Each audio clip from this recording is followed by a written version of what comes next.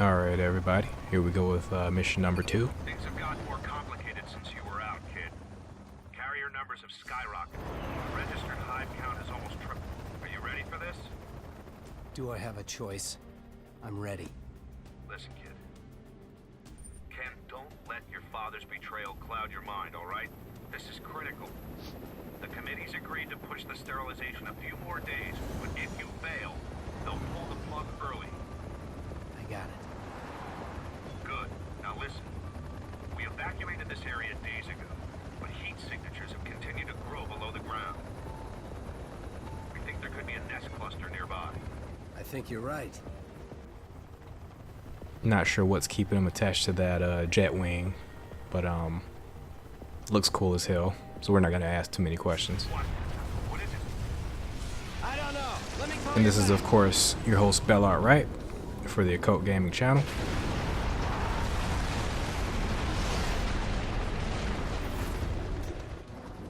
Alright, and mission number 2 starts off with a turret. So typically turret parts in games are pretty boring, pretty standard. This was not much different, but it's just fine. They do the turret feels pretty good using it. And what's different about the turret from most turrets in games is that you can switch the ammo type. You can switch it from heavy ordnance to heavy machine gun.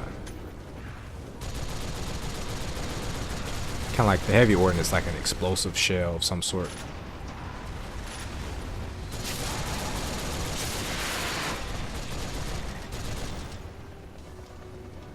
And yeah, I don't really like turret parts in games.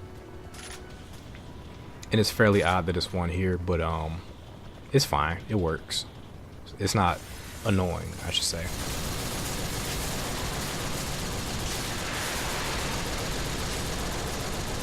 You can actually use your ninja vision like I'm doing here to slow down time, and that'll allow you to hit the enemies a lot easier.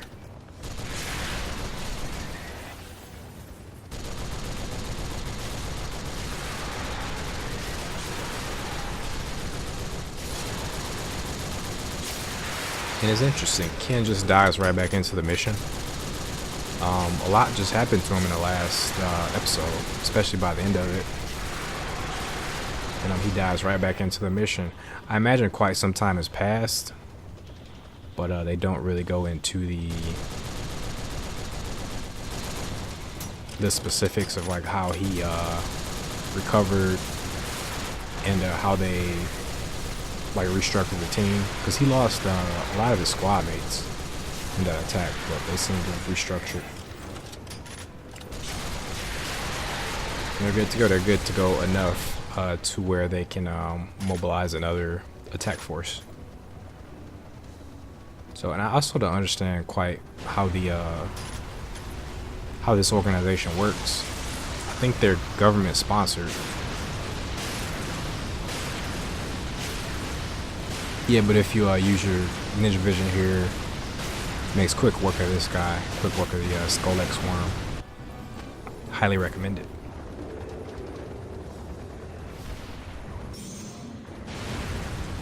Alright. That's a cool thing about this game. Whenever you do enter those quick time events, you do get that flash and close up of Ken's eyes. That warns you that you need to stop looking at the pretty cutscene and start hovering over your buttons. It's a nice little touch for a game that's has heavy use of quick time events.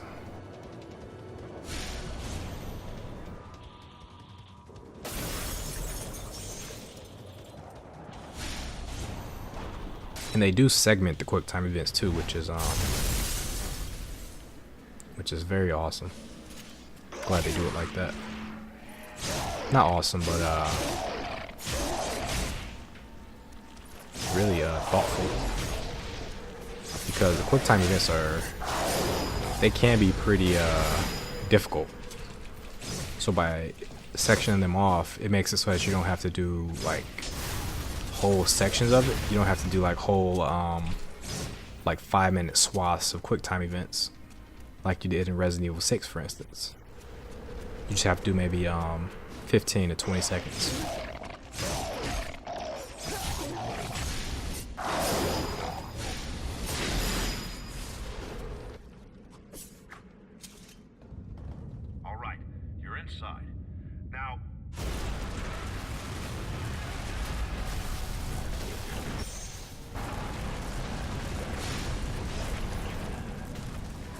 And just like the last stage,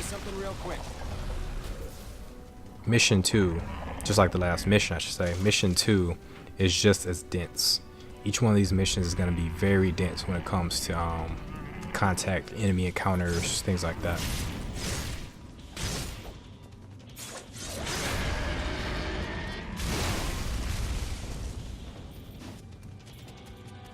He kind of just jumps from event to event, which is great for a game like this. It's never never a dull moment.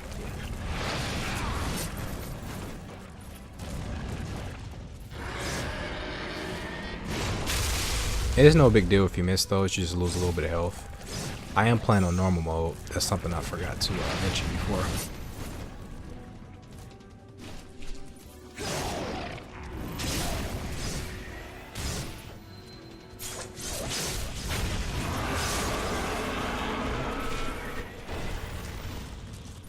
And Great Sword makes quick work of this guy.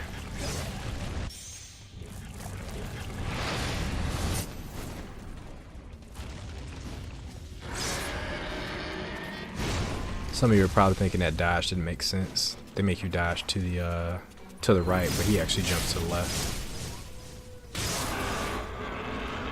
Or vice versa. I forget exactly how that works.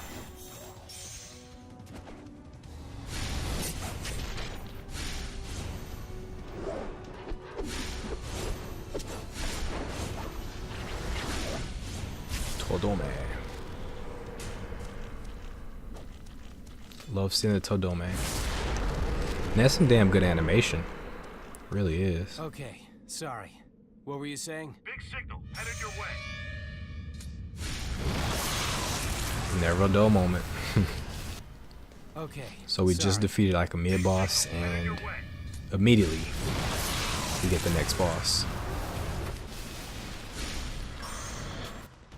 Okay. Big signal, headed your way. Get the old Scolex worm.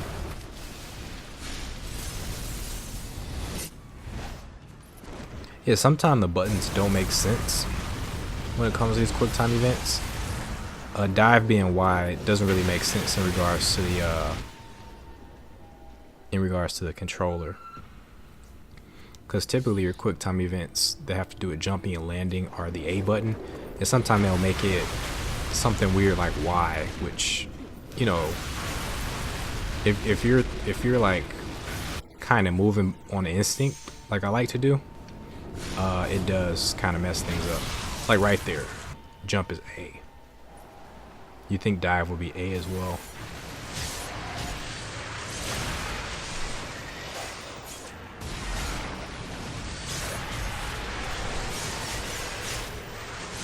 I do like these sections. They're kind of pointless, but they are pretty cool. They're visually interesting.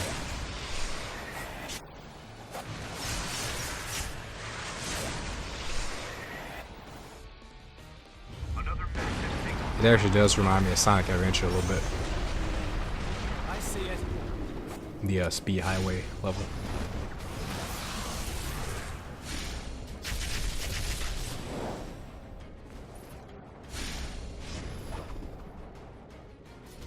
Man, those cutscenes are just fucking sexy, man. They're really good.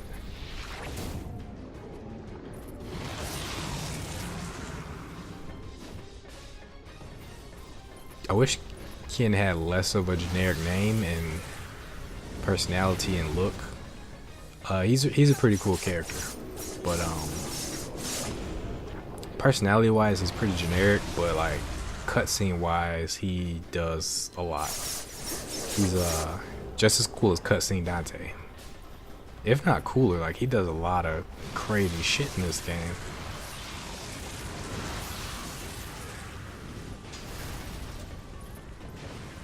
I think one of the craziest things Dante did was like ride a missile, and Ken does that. Ken does that and so much more. Like it's ridiculous. Like we already saw in the very first level of the game, we already saw Ken use a wrecking ball to kill a giant spider. Like he rolled a wrecking ball in order to crush a mutated spider. Like it's ridiculous.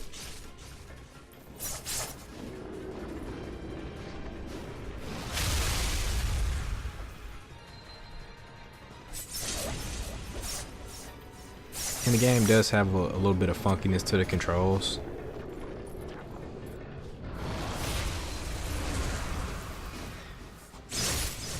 Basically, R2 is your run button, and it allows you to run up walls and things like that, and run on the side of walls. But it doesn't always work as intended. But for the most part, it's pretty smooth. But you do get some funkiness with it.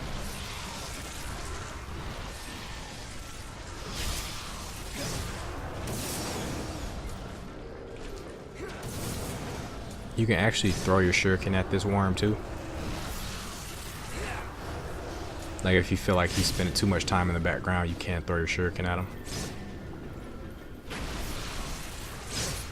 But it's best just to take care of him with your giant sword.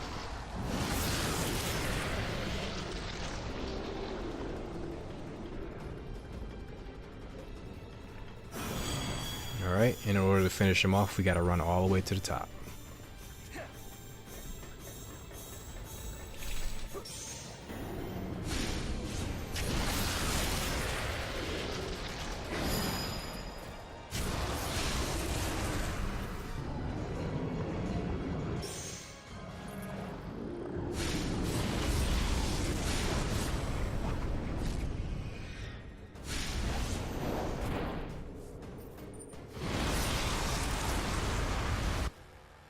Looks like we ain't done yet.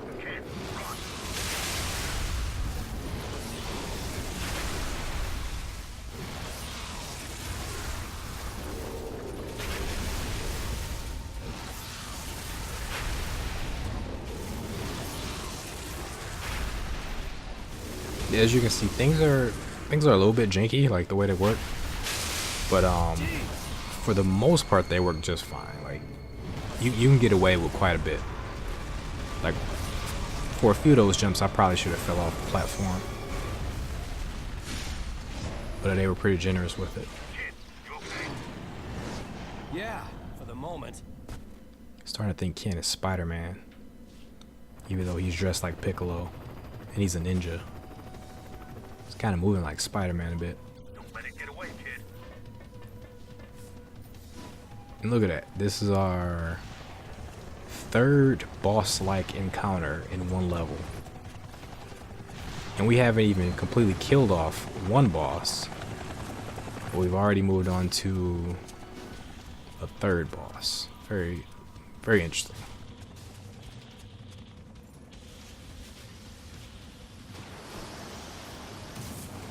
Alright, yeah, you gotta blow it up so you can use your grapple wire.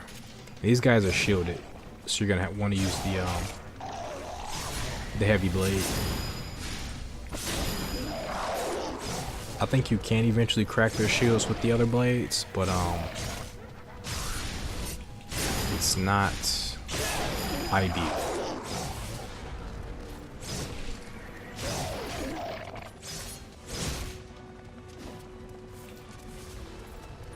And I don't know if it's... It looks like my frames... looks like they dropped or something. I don't know. It's looking like the game's moving slow right now, but I'm not sure why. I did manage to set this to 60 frames per second. Oh no, okay. Looks like we got some drop frames. It's gonna look really nasty on you guys in for a little bit, but that's okay. That's actually exactly what happened to my Darksiders 2 playthrough, but it lasted for about 40 minutes instead of like 4 seconds.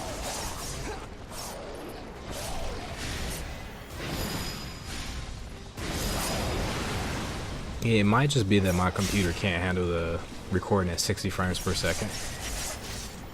But episode 1 didn't seem to have any problems, so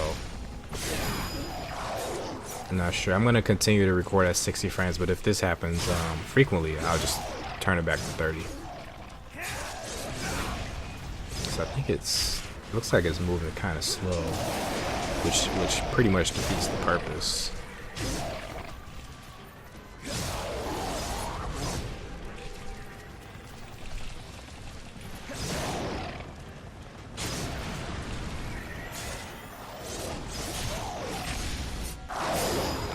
I'm not gonna worry about it too much though. That is one of the stresses of recording these, that is just so much goes into recording, and so much can go wrong when you're recording. It's very, very stressful. Okay, we got up here and we finally got a clear shot at Slime Chopper. So on this rooftop here, we should be able to take him out. We just gotta play a bit smarter.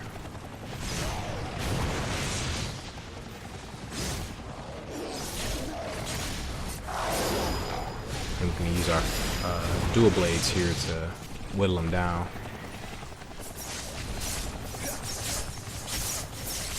If you're fast enough, you can actually deflect his shots there. I was doing it for a second.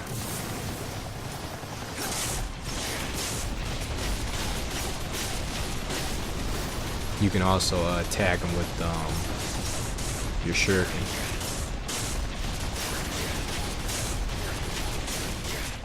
So right here is a great time to use the Ninja Vision and get a couple of hits on him while he's moving in slow motion. Do some big damage with the greatsword. There we go. Get one more good hit on him. You can get pretty reckless once you get their HP down, because once you initiate the finishing move, it does heal you to full HP. You do get some HP right before you kill him too, so feel free to be a bit reckless once you get him down low.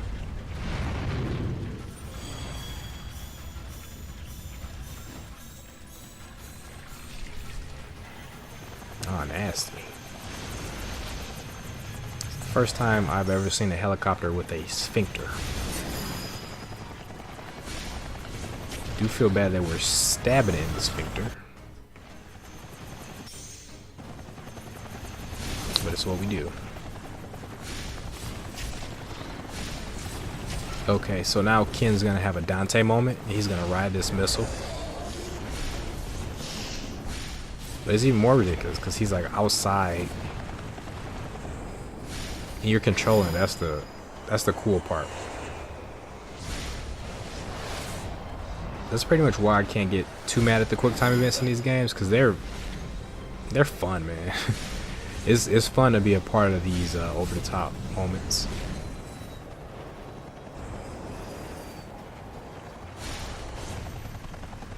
And it blows up. So that's probably gonna go ahead and end this episode, and we'll start the next. That seems like a decent enough time to wrap up an episode.